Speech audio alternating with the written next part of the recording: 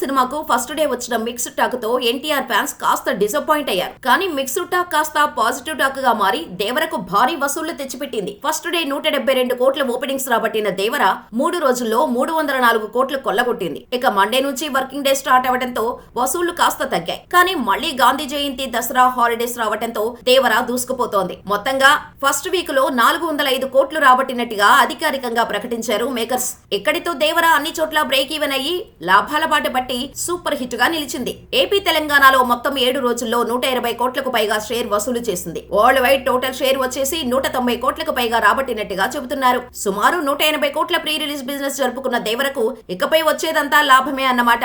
అలాగే clean hit నుండి super hit దిశగా దేవర దూసుకుపోతోందన్నమాట. ఇదిలా ఉంటే రిలీజ్ కు ముందు దావూదీ సాంగ్ తో మాస్ జాతర చేసిన ఎన్టీఆర్ ఫ్యాన్స్ థియేటర్లో మాత్రం చేయలేకపోయారు. నిడివితో పాటు సరైన ప్లేస్మెంట్స్ దొరక్కపోవడంతో దావూదీ సాంగ్ ను ఫైనల్ కట్ లో తీసేశాడు కొరటాల శివ.